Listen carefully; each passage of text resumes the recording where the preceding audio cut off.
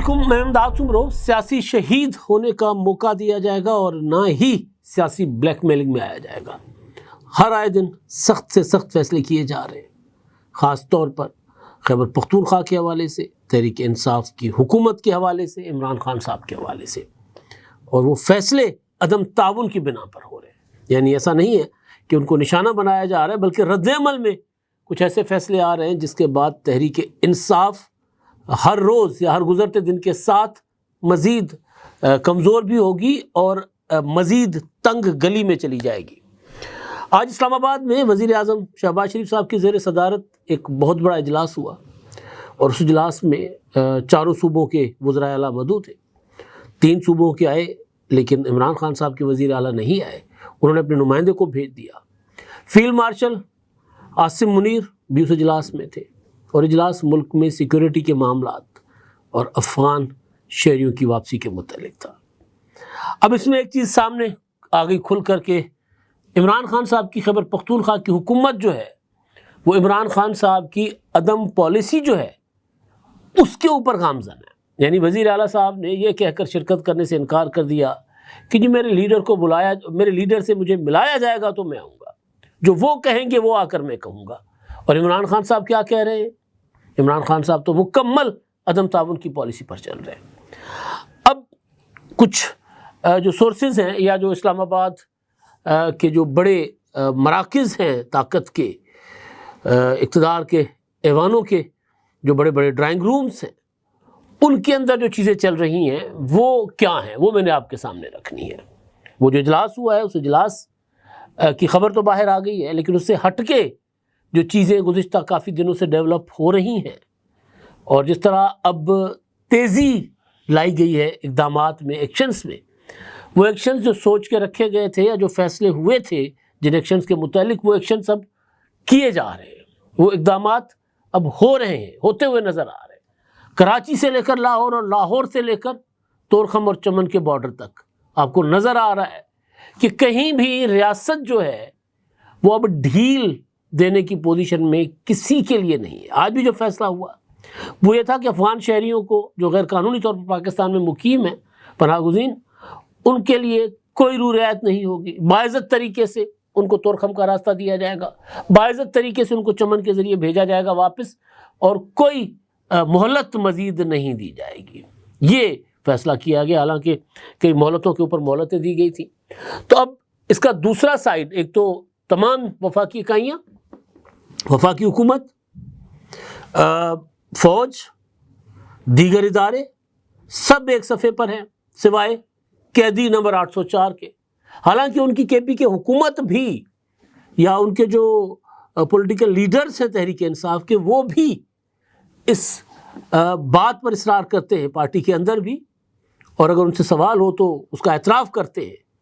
कि हमें अदम ताउन की ये पॉलिसी छोड़ देनी चाहिए क्योंकि ये ख़तरनाक होगी। अब अदम ताउन कहाँ कहाँ हो रहा है? अच्छा, अदम ताउन के साथ साथ फिर ये सोचा जा रहा है कि अदम ताउन के बाद जो इमरान खान साहब का टारगेट है या वो जो ब्लैकमेल करने की कोशिश कर रहे हैं या वो जो पॉलिसी उन्होंने बनाई हुई है कि रियासत को ब्लैकमेल करूँगा, वो सन 71, क्योंकि उसकी मिसाल भी देते हैं। वो ख़ुद को शेख मुजीबुर रहमान और फील्ड मार्शल को यहिया खान पुकारते हैं कि उनकी तर्ज पर वो कर रहे हैं, और वही कुछ हो रहा है जो कतर में हुआ था। तो एक सूबा या वहाँ की हुकूमत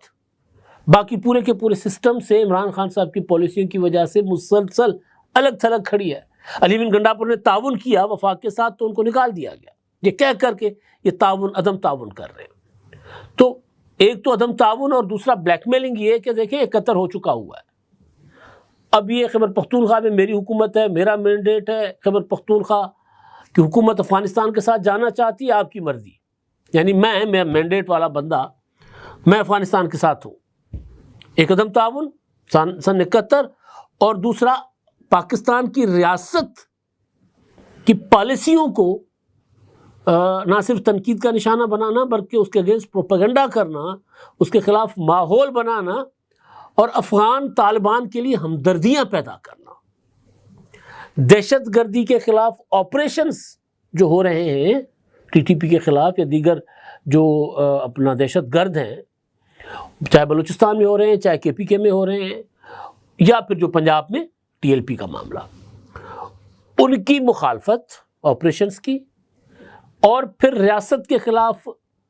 جتھا بند ہونے والے یا ریاست کے خلاف مسلح ہو کر جو جس طرح ٹی ٹی پی کر رہی ہے یا بلوچستان میں جو کچھ ہو رہا ہے، ان کو کسی نہ کسی طرح سپورٹ فراہم کرنا، یعنی عدم تعاون سن 71، پھر اپنی ریاست کی پالیسیوں کے اگینسٹ جا کر ریاست دشمن عناصر کی جا کر کسی نہ کسی شکل میں اگر مگر چونکہ چنانچہ سے سپورٹ کرنا، اور افغان غیر قانونی افغان شہریوں کی پناہ گزینوں کی کہ انخلا کی مخالفت، اور سب سے بڑی بات کہ نیشنل الیکشن پلان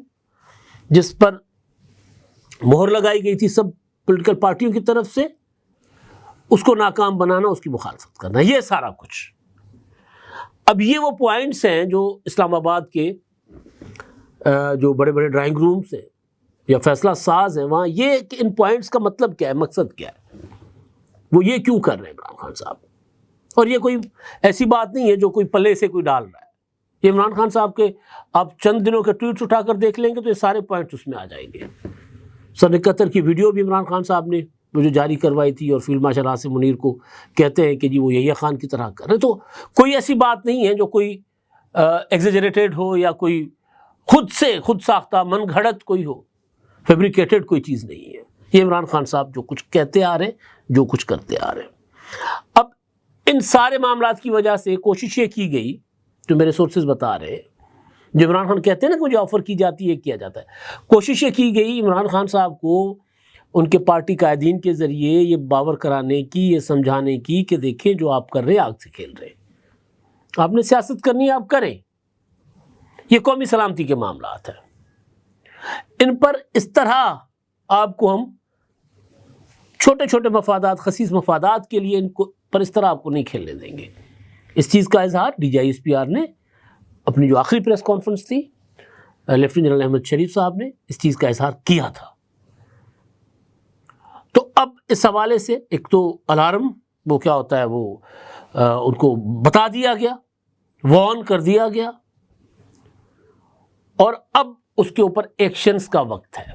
میں نے پہلے بھی کہا تھا کہ ہارڈ اسٹیٹ صرف کہنے کے لیے نہیں کہی گئی تھی، ہارڈ اسٹیٹ ثابت کیا جا رہا ہے کہ ہارڈ اسٹیٹ ہے، تو اب ان کے اوپر آ رہے ہیں ایکشنز۔ اب اس میں عمران خان صاحب یہ سمجھا جا رہا ہے یا یہ خدشے کا اظہار کیا جا رہا ہے کہ ممکن ہے کہ عمران خان صاحب پھر پشتون نیشنلزم، کیونکہ اس کا اظہار تو وہ کرتے رہے ہیں، وہ کہتے ہیں ٹی ٹی پی اور ٹی ٹی اے جو ہے یہ بیسیکلی پشتون تحریک ہے، وہ یہ کہتے ہیں، کیونکہ پختون ٹریڈیشنز جو ہے وہ اس کے اوپر بات کرتے، تو اس کو بھی ایک پشتون نیشنلزم کا رنگ وہ دیتے رہے۔ تو اب یہ خدشے کا اظہار کیا جا رہا ہے کہ کہیں عمران خان صاحب جو ہیں وہ اگر پاکستان اور افغانستان کے معاملات جو کہ مذاکرات ہو رہے ہیں ٹھیک نہیں ہوتے، تو عمران خان صاحب اس نقطے پر آ کر ریاست کو بلیک میل کریں گے کہ جی دیکھیں میں تو اب ادھر جا رہا ہوں، اس سے زیادہ کھل کر میں بات نہیں کر سکتا۔ یہ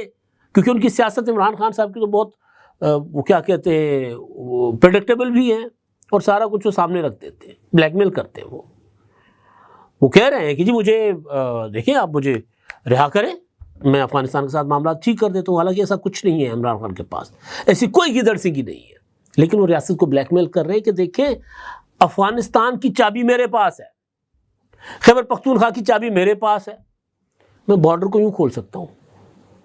اس سے زیادہ میں آپ کو نہیں کچھ کہوں گا کہ وہ کیا کہنا چاہ رہے ہیں بیسیکلی، اور اس میسج کو سمجھا بھی جا رہا ہے۔ لہٰذا اس پیغام کے بعد مزید سخت اقدامات کیے جائیں گے عمران خان کے خلاف بھی اور پی ٹی آئی کے خلاف بھی، اور موقع دیا جا رہا ہے سہیل آفریدی صاحب کو۔ یہ سورسز کہہ رہے ہیں کہ اگر وہ عمران خان صاحب کی پالیسیز جو ان کی دہشت گردی کے متعلق، افغانستان کے متعلق اور آپریشنز کے متعلق جو عمران خان صاحب کے خیالات ہیں ان سے اپنے آپ کو دور رکھیں گے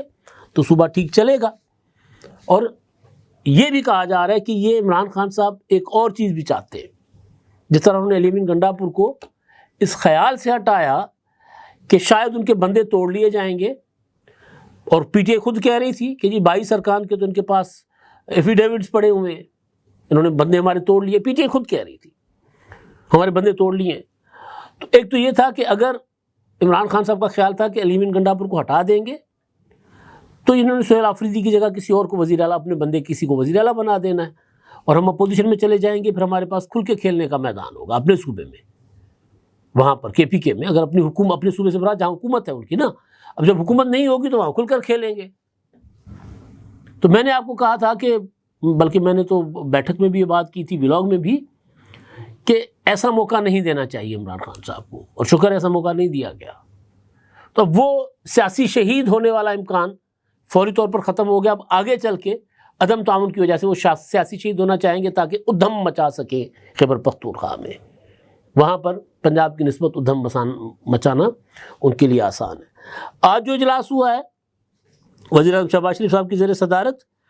اس اجلاس میں جو وزیر اعظم صاحب کا پہلا جملہ ہے جس میں افغان مہاجرین کی واپسی اور دہشت گردی اور یہ سارے گلگت بلتستان، آزاد جموں کشمیر، ان کے معاملات جو تھے ان پر بات ہوئی، اور ان کے وہاں کے وزراء اعلیٰ، وزیر اعظم اور فیلڈ مارشل یہ سارے شریک ہوئے۔ وزیر اعظم نے اجلاس میں شرکاء کا خیر مقدم کرتے ہوئے کہا کہ خیبر پختونخوا، یہ جو خبر سامنے آ رہی ہے، وفاق کی ایک اکائی ہے۔ وفاقی حکومت صوبے کی ترقی اور عوام کی فلاح کے لیے ہر ممکن تعاون جاری رکھے گی۔ ایک روز قبل وزیر اعلیٰ سے ٹیلی فون پر گفتگو ہوئی جس میں انہیں مکمل تعاون کی یقین دہانی کرائی، یعنی وفاق آپ کے ساتھ مکمل تعاون کرے گا، یہ ان کو کہا، یعنی ساتھ لے کر چلیں گے۔